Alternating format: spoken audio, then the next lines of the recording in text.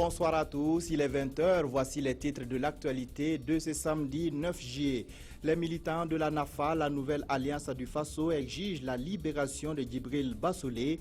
Ils estiment que leur leader est incarcéré en violation des règles de droit et que la réconciliation nationale doit passer par là. Mettre fin à l'utilisation abusive et anarchique des véhicules de l'État, c'est tout le sens de l'opération de contrôle inopiné menée à Ouagadougou et à Bobo-Dioulasso la nuit dernière. Sur 91 véhicules contrôlés, 10 ont été saisis. La saison des pluies, un calvaire pour les usagers de la route dans certains quartiers de la ville de Ouagadougou. Face aux routes inondées et aux nids de poules, les initiatives des populations sont vaines. Les regards sont désormais tournés vers les autorités communales. Et puis les soldats de l'OTAN, l'organisation du traité de l'Atlantique Nord, resteront en Afghanistan jusqu'à l'année prochaine. L'Afghanistan bénéficiera également de l'aide financière de l'OTAN jusqu'en 2020. Décision prise par les États membres réunis à Varsovie pour un sommet. Les militants de la NAFA, la nouvelle alliance du Faso, réclament la libération immédiate de Djibril Bassolé. Selon ces militants venus des différentes régions du Burkina et réunis au Sénat sur l'initiative des anciens du parti, l'incarcération de Djibril Bassolé est sans fondement. L'ancien ministre des Affaires étrangères, Blaise Compaoré, est détenu pour son implication présumée dans le putsch manqué contre les autorités de la transition. Des précisions avec Urbain Sommet et Mounira Kéré. Libérer Djibril Bassolé, c'est le cri de cœur des militants de la NAFA, la nouvelle alliance du Faso. Venus de toutes les régions du Burkina, ils sont là pour exprimer leur soutien à Djibril Bassolé et réclamer par-dessus tout vérité, justice et sa libération immédiate. On ne peut pas parler de paix, de réconciliation. Et en créant, de l'autre côté, en bâtissant l'impunité, ou de l'autre côté, en violant les droits de certains citoyens. Par où le pardon va venir? Par où la réconciliation va venir? Selon les leaders de la NAFA, le parti est victime de toutes sortes d'injustices et l'incarcération de Djibril Bassolé en est la preuve parfaite. Puisque selon eux, ceux qui l'accusent peinent à trouver des preuves pour le maintenir en prison. Nous ne savons pas ce qu'il a fait.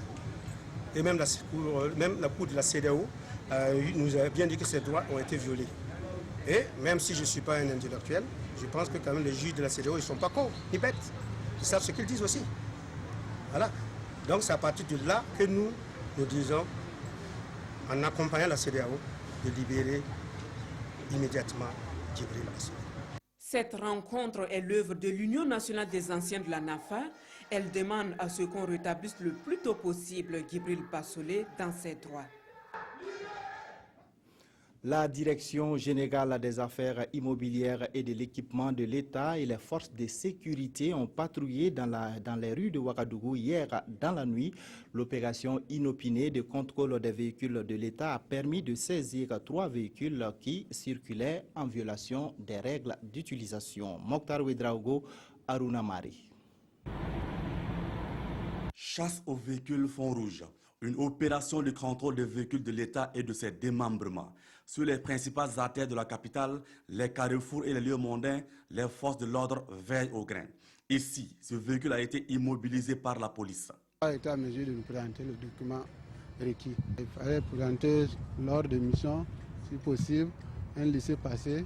Donc on a immobilisé le véhicule, on a appelé maintenant la groupe pour qu'on vienne amener le véhicule en fourrière. Au siège de la police municipale, cette voiture en mission dans la capitale a été saisie et mise en fourrière. L'ordre de mission ne répond pas aux normes requises. L'ordre de mission n'a pas de cachet, ni le numéro. Voilà, c'est la photocopie qui n'est pas bien sortie. Sinon, il y a l'original. On peut vous apporter ça. J'ai quitté Fada et je suis arrivé ici. Le stationnement devant les débits de boissons est interdit. Une descente sur ces lieux a permis de saisir ce fonds rouge. C'est une opération initiée en vue de s'assurer de la bonne gestion du parc automobile de l'État. Cette opération fait partie des nombreux mécanismes de contrôle de gestion des biens de l'État en vue de promouvoir la bonne gouvernance économique et financière. Tous les véhicules fond rouge, les véhicules fond bleu Et les pièces à fournir, ça va être essentiellement le permis de conduire, le laissez-passer, l'ordre de mission et la fiche de sortie. Mais tous ces documents doivent être en cours de validité. À travers cette opération, l'État entend faire respecter la législation en matière d'utilisation de ces véhicules. L'objectif recherché à terme est la réduction des charges induites par les utilisations abusives de ces moyens roulants. Il s'agit également d'inculquer aux agents indélicats le respect du bien public. Cette opération s'est déroulée simultanément à Ouagadougou et à Bobo-Dioulasso. Un bilan a été dressé aujourd'hui. Au total, 91 véhicules ont été contrôlés. Une dizaine a été gardée en fourrière. Roger Kam, Aruna Mari. À l'issue de l'opération de contrôle des véhicules de l'État et de ses démembrements, la Directrice générale des affaires immobilières et de l'équipement de l'État dresse ici un bilan à mi-parcours. Un bilan qui concerne Ouagadougou et Bobo-Dioulasso. L'opération s'est déroulée dans la nuit de vendredi à samedi. Pour cette opération, ce sont vraiment des statistiques partielles. Nous sommes à 91 véhicules contrôlés, 10 véhicules mis en fourrière et 2 refus d'obtempérer. Pour ce qui concerne l'opération qui s'est déroulée en nocturne, c'est-à-dire Ouaga et Bobo. Si on veut faire une comparaison par rapport au contrôle passé, en janvier 2015, nous avons eu à contrôler 228 véhicules et 20 véhicules ont été mis en fourrière avec 12 refus d'obtempérer. Pour les cas de véhicules saisis, les procédures administratives seront engagées et des sanctions pécuniaires sont prévues. Toutes les hiérarchies respectives seront informées. Par exemple, si c'est un défaut d'ordre de mission, ou bien une irrégularité par rapport à l'établissement de l'ordre de mission, il doit payer 20 000. Mais en dehors de ça, vous savez que quand on immobilise le véhicule au niveau de la police ou bien au niveau de la gendarmerie, il y a des frais accessoires par rapport au stationnement. Le durcissement de ces sanctions est envisagé selon Léa Zagré pour une meilleure gestion des biens de l'État. La campagne de traitement de masse contre les maladies tropicales négligées a été lancée hier à Kampala dans le Naouri. Elle permettra de distribuer gratuitement des médicaments aux populations des villes et des villages du Burkina. Cette campagne qui s'achève en fin août permettra donc de toucher de nombreuses populations. Elle va coûter 9 milliards de francs CFA à l'État burkinabé. Issa Kafando et Bouma Ernest Nebier. C'est parti pour la campagne nationale de traitement de masse gratuit contre les maladies tropicales négligées, la bilharziose, la filariose lymphatique, le trachome, les vers intestinaux et c'est Kampala qui a été choisi pour le lancement officiel de cette campagne. Un choix qui n'est pas fortuit. Kampala, nous avons encore des niveaux de prévalence qui sont très élevés en matière de bilharziose par exemple. Donc nous espérons véritablement que les couvertures au niveau de Kampala vont être des couvertures très optimales pour que nous puissions interrompre la transmission et aller vers l'élimination des maladies tropicales négligées. La campagne va concerner surtout les enfants de 5 à 14 ans. Elle va mobiliser plus de 3800 agents de santé et 20 000 distributeurs communautaires. Cette première phase, c'est pour uniquement la bilharziose. Il y aura de façon modulaire après l'administration de l'ivermectine qui va concerner la filaro-lymphatique qui se déroulera 2 semaines plus tard et l'administration des médicaments également contre le trachome qui suivra 1 semaine plus tard. D'un coût global de 9 milliards de francs CFA, cette campagne nationale prendra fin en août prochain. Une invite est faite aux populations à sortir massivement pour recevoir gratuitement les médicaments à chaque campagne. Toute chose qui permettra à l'État d'atteindre son objectif, celui d'éradiquer d'ici à 2020 toutes les maladies tropicales négligées au Burkina. Avec un réseau routier de plus de 2000 km, la commune de Ouagadougou éprouve d'énormes difficultés à entretenir ses voies. Conséquence, beaucoup de routes de la capitale sont impraticables, surtout en cette période de pluie. Une situation déplorable pour les usagers qui espèrent qu'une solution sera trouvée par les nouvelles autorités communales. Mokhtar Ouedraogo, Maxime Zongo. Vivre en zone périphérique de Ouagadougou est un véritable parcours de combattant. Alors qu'en saison sèche, on implore avec insistance tous les dieux pour que Dame Nature ouvre ses vannes, afin de soulager femmes et enfants de la corvée d'eau. Ironie du sort, le calvaire ne fait que s'accentuer quand surviennent les pluies. Inondations, quartiers isolés du reste de la ville, bref, une misère ambiante au quotidien. La route n'est pas du tout praticable. Par exemple, si une femme est enceinte et nous voulons l'évacuer, ce sont de véritables soucis.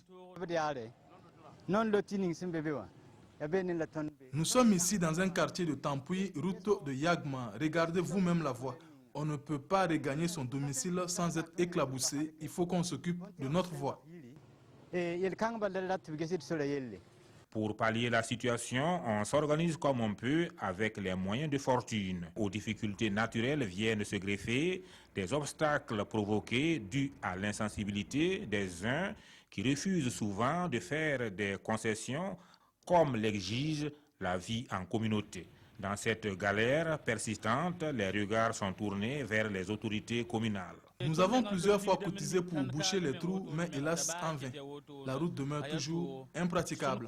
Avec des moyens limités et des priorités immenses, les autorités communales, de leur côté, tentent de sauver ce qui peut l'être à travers le dispositif existant. Nous sommes en train de réaliser des études sur les voies. Nous trouvons que ce sont des voies qui drainent le monde, qui pénètrent dans les quartiers périphériques. Parce que c'est le levier aussi de l'économie comme ça, la route. Tant que la route n'est pas bonne, on ne peut pas parler d'économie. Nous avons des correspondants au niveau de chaque arrondissement. Et quand il y a une dégradation, quand il y a des difficultés, des soucis au niveau de la voirie dans chaque arrondissement, la personne peut se présenter au niveau de la mairie, de l'arrondissement concerné. Il y a des techniciens qui sont là-bas, qui vont faire remonter, et eux-mêmes ils vont aller constater d'abord et remonter maintenant le problème afin qu'on puisse sortir une équipe un peu plus conséquente pour aller vérifier et voir ce qu'on peut faire. 2300 km de voirie, dont 410 de routes revêtues et 1890 km de routes en terre, la voirie de Ouagadougou se caractérise par sa vétusté, due non seulement à l'évolution du trafic, des surcharges, mais aussi à l'insuffisance d'ouvrages d'assainissement. Les autorités communales qui sont conscientes de l'ampleur de la tâche ont entrepris de diversifier les sources de financement afin de résoudre structurellement les difficultés. Pour l'instant, elles demandent à la population d'être patiente et surtout très compréhensive. La question du foncier urbain est sur toutes les lèvres au lendemain de l'élection des conseils municipaux. Le maire de Bobo-Dioulasso, Bourema Sanou, souhaite être dessaisi des lotissements afin de se concentrer sur les véritables questions de développement de la capitale économique burkinabé. Karim Ilboudo, Moussa Sanou. La population de Bobo-Dioulasso attend beaucoup de son nouveau maire. Le foncier, c'est l'un des dossiers épineux sur lesquels celui-ci aura à se pencher, même si l'on sait que des mesures sont en vue pour dessaisir les maires des opérations de lotissement. Au niveau de l'État, l'autorité a pris des mesures conservatoires pour un peu dire qu'il faut s'actionner. Je pense qu'ensemble, on doit faire le point des difficultés, parce qu'il y a suffisamment de problèmes. Il y a des gens qui ont reçu des attributions et qui jusque-là ne savent pas où se situe leur parcelle. Ils ont même payé des taxes là-dessus. Alors, et tout de suite, on ne va pas décider que, bon, ces personnes, vous n'allez plus avoir vos parcelles. Alors, moi, je pense qu'il faut faire le point. Alors, régler tous ces problèmes. Et régler comment?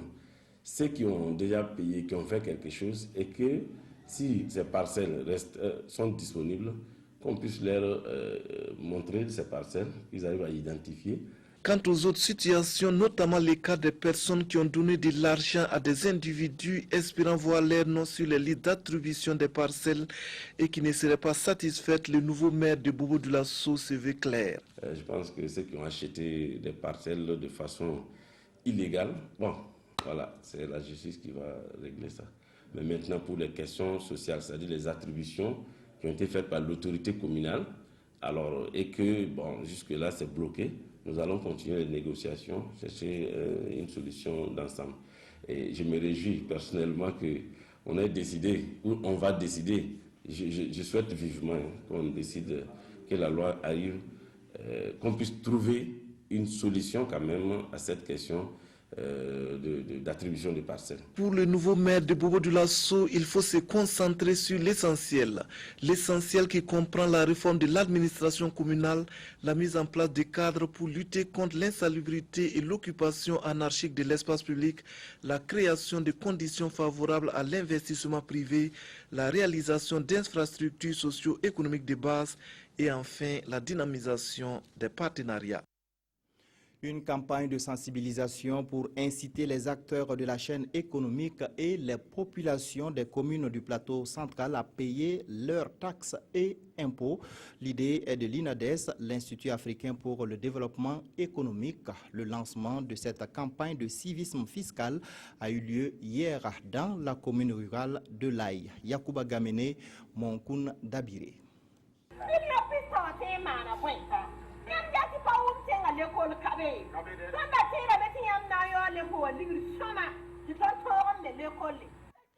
Un théâtre forum pour inciter au paiement des impôts.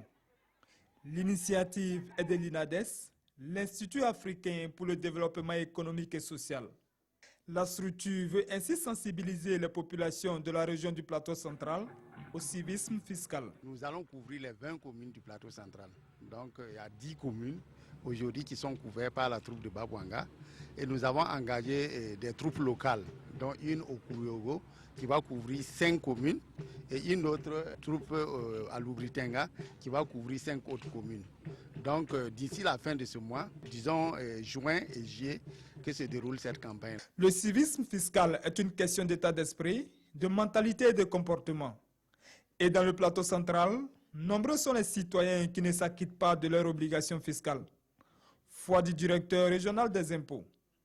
Cette action de l'INADES contribuera donc à élargir l'assiette fiscale des différentes communes en vue de booster le développement à la base. Et je suis certain que les populations eux-mêmes qui ont souhaité cette décentralisation, donc cette gestion à la base, je ne doute pas qu'à la fin de l'année, tout se passe dans les meilleures conditions pour le plateau central. À travers cette opération, l'INADES veut contribuer à rendre les collectivités territoriales plus performantes. Ils font désormais partie de ceux qui vous donneront des nouvelles de l'actualité nationale et internationale. 68 journalistes et techniciens des médias formés à l'ISTIC, l'Institut des sciences et techniques de l'information et de la communication, ont effectué leur sortie de promotion hier. Parchemin en main, ils ont promis exercer le métier dans les règles de l'art. Kwalen Ebié, Zalissa Sanfo. Ils sont 68 hommes et femmes. Une seule passion les anime, vous informer. Et après 18 mois pour certains et 30 mois pour d'autres, passer à l'Institut des sciences et techniques de l'information et de la communication, ils reçoivent aujourd'hui quitus pour collecter, traiter et diffuser l'information afin d'étancher votre soif de découverte. Mais être journaliste, c'est endosser une grande responsabilité. Et le parrain de cette 28e promotion a tenu à le rappeler à ses fioles. La profession de journaliste au sens large, que nous célébrons aujourd'hui à travers cette cérémonie de sortie, est une des plus exaltantes et des plus difficiles. Exaltante, elle l'est par la charge du pouvoir qu'elle transporte. Elle transporte le pouvoir de changer, d'orienter, d'imposer, voire de manipuler des opinions, d'opposer des citoyens et même de provoquer des guerres entre États. Pas d'inquiétude, rassure ces nouveaux journalistes. Le travail de l'information sera fait dans le strict respect des règles d'éthique et de déontologie. J'avais les béabas, je suis allée, j'ai beaucoup appris. Et depuis le 20 juin, j'ai repris le micro et j'avoue qu'à chaque fois que j'ai un reportage, les enseignements que j'ai reçus à l'ISTIC me reviennent en tête. Cela fait 40 ans que l'Institut des sciences et techniques de l'information et de la communication forme des hommes et femmes de médias. Si ces produits sont aujourd'hui les grands noms et grands visages du paysage médiatique, l'école, elle, est très peu connue. Mais désormais, les choses vont changer. Foi du ministre en charge de la communication. Et la plupart des journalistes des médias publics sont formés à l'Institut des sciences et techniques de l'information et de la communication. C'est le cas notamment des journalistes de la RTB2 au bassin. Nous vous proposons le témoignage de Rokia Sanou, chef de service télé, et de Christine Koulibaly, rédactrice en chef. Elle nous parle de leur passage dans cette école. En partant, on ne connaissait rien du journalisme. C'est vrai qu'on aimait le journalisme, mais on ne connaissait rien du journalisme. Et ils ont réussi en 2 ans à nous transmettre les b.a.-ba du métier. Et je me dis que c'est une bonne formation qu'on a reçue là-bas. La formation à l'ISTIC a été vraiment d'un grand apport. Théoriquement, en tout cas, on a tout vu. Surtout côté télé, on avait un cours, c'était genre rédactionnel télé, et aussi un cours de réalisation télé. Mon ambition, c'était d'aller à la radio. Mais il y a un de nos professeurs qui avait d'autres ambitions pour nous. Il nous a affectés à la... Bon, il a tenu à ce qu'on nous affecte à la télé pour qu'on ouvre la RTB de Haut-Bassin. Si on a pu tenir, je me dis que c'est grâce à la formation que nous avons reçue. Sinon, on n'allait pas pouvoir.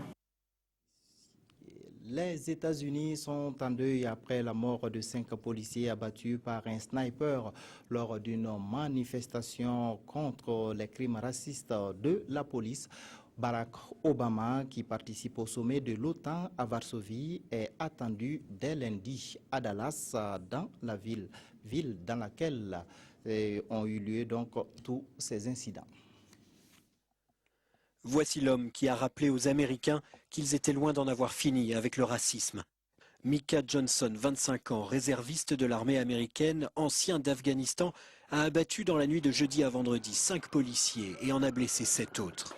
Un geste vengeur, une escalade dramatique après une semaine qui a vu la mort de 2 Afro-Américains tués par la police dans des circonstances accablantes dans le Minnesota et en Louisiane.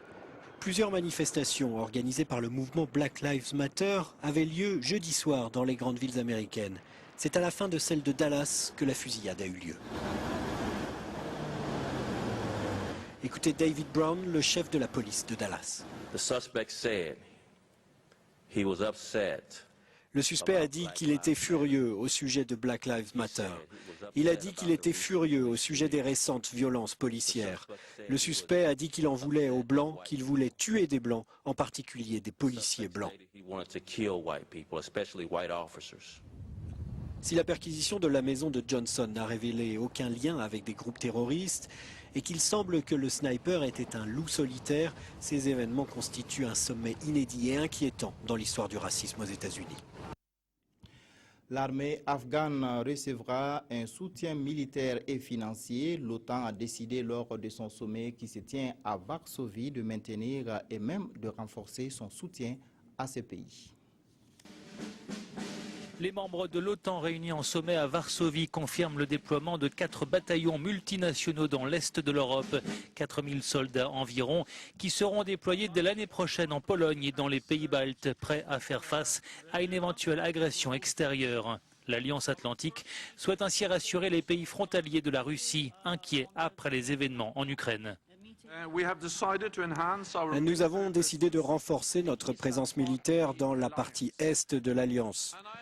Et je suis heureux d'annoncer que le Canada sera la nation cadre pour la Lettonie, l'Allemagne va diriger le bataillon en Lituanie, le Royaume-Uni va commander en Estonie et les États-Unis vont servir en tant que nation cadre en Pologne.